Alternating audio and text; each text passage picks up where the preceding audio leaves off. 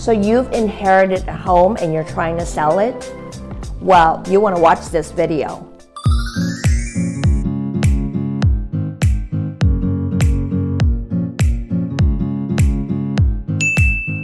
If you find the content valuable, you want to hit subscribe and the bell notification so you don't miss future videos.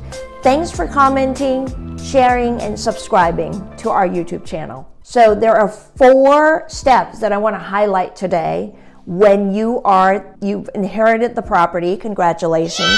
Now you got to sort through the process and figure out how you're going to sell it, right?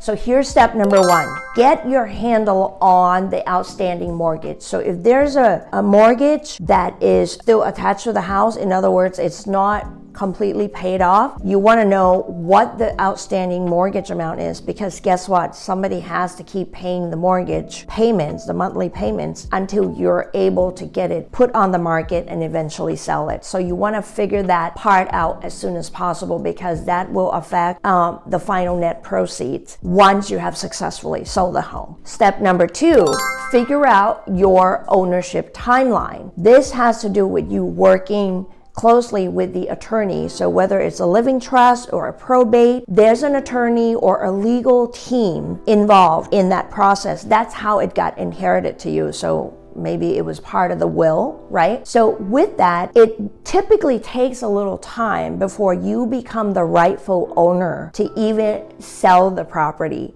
So you want to figure out what that timeline is, because it's going to impact how long the house is going to sit before you can actually even sell it. And here's the thing. Sometimes these properties that you inherit are now, it has been vacant, right? Because the owner had passed away. Well, a vacant property that has sat for a long time, it starts to have the wear and tear, and some improvements are likely going to have to be done before you can put it on the market, unless you want to just sell it the way it is, and it may be a fixer.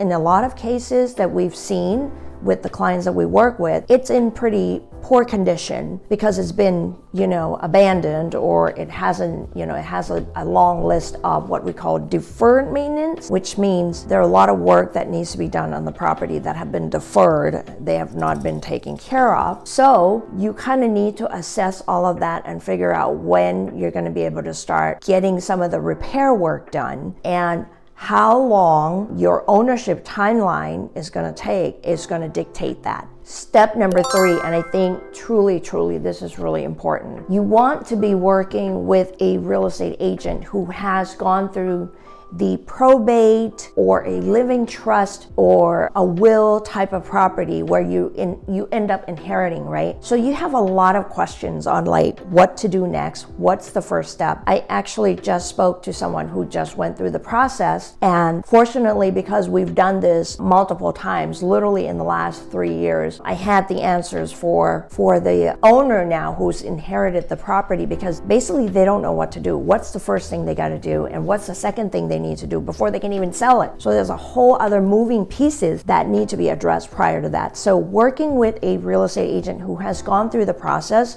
is going to be greatly beneficial to you, because you're relying on the real estate agent to be the expert to kind of guide you through this whole process as you need to. Now, what I just said in step number 3 leads you to step number 4. Once you are able, you have a timeline, you have an idea of when you would be able to anticipate selling the property, some decisions have to be made. First of all, are you going to do some fixing and getting the house to be in a better condition? And where are the funds coming from that you are able to do the improvement on it, okay? With that in mind, you need to declutter the property. So in California, the sales contract dictates that all personal items have to be removed from the property before the property can close in the transaction. The buyer is buying the real estate, okay? They're not buying your personal stuff unless it had been agreed upon and prearranged, and your real estate agent can point you in the right direction on that. But you are to get that house emptied out. So if there are items, personal items that have sentimental value to you, or if they have monetary value to you, you want to go in and extract all of those items, get them removed, and set aside, at your safekeeping location and not leave them there. The second thing is, once all of those valuable items are removed, you should be looking at decluttering the house. Simply put, all the junk has to be hauled out. So for us, when we work in this type of situation where the sellers, the actual rightful owners, the legal owners, if they inherited it or they're the administrator of a trust and they don't live locally, they live out of states, and we have many clients who live out of states who we basically take over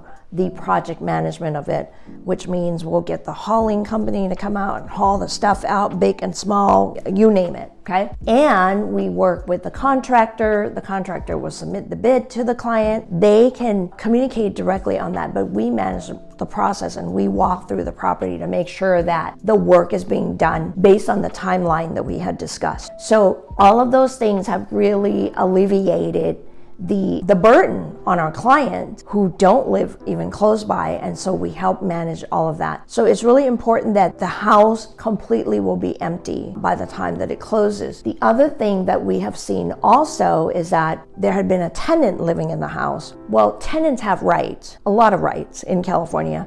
So you may need a legal assistance just to even evacuate the tenant out of the house if the tenant is not cooperative, right? So there's all of that needs to happen. And before the real estate agent, before I can even go into the house and gain access and bring the contractor in, the tenant has to move out, because the tenant can just basically tell you, well, you can't come in while I'm living here. So that part has to be managed, and we have worked with the owners, the sellers, and advising them on the steps on how to do that. So that's a whole step number 4B, I guess, right?